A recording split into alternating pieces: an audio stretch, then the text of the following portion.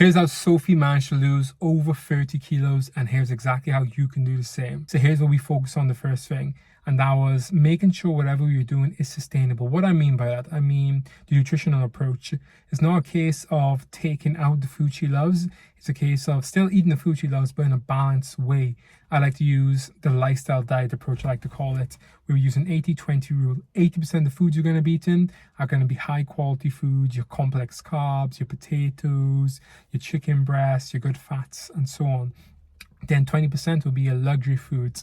I think one of her favorite foods is I'm pretty sure it's pizza she loves, donuts and so on, and she was allowed to have that. So that's going to be some of the 20%. There needs to be some kind of structure to what you're doing, whether it be going to the gym, whether it be the level of activity you're doing, the actual overall calories you're consuming. It needs to be all mapped out in a structured way. So you need to know, okay, cool, if I'm trying to hit the daily step count, how much am I trying to hit? We don't want to be just doing random numbers. One day I'm trying to hit 6,000 steps. The next day I'm trying to hit 7,000 steps. No, let's be regimented with it, and then just to build a good habit. This is very important. So every single week, me and Sophie would have a weekly check-in, and inside that check-in, we'd be analyzing the data, and some of that data would be her progress pictures, paying attention to her weights, our overall average for the week, and then we'd essentially make our next move in terms of changes we want to make. Obviously, things are going really well. We aren't going to make any drastic changes, or in fact, sometimes no changes, because if something's working, you don't want to change it, right?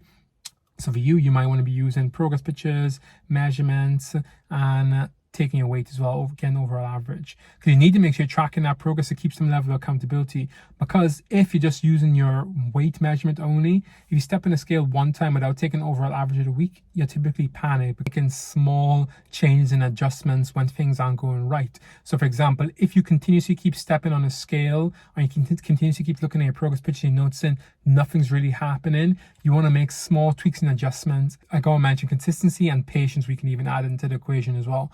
Because at the end of the day, the transformations aren't going to happen overnight. So you're going to need to have a level of patience. And to see those these big changes that she's had, you need to make sure that you're staying consistent. Because at the end of the day, if you're not staying consistent, you're not going to see those big changes that you want. Make sure you like, share, comment, and subscribe.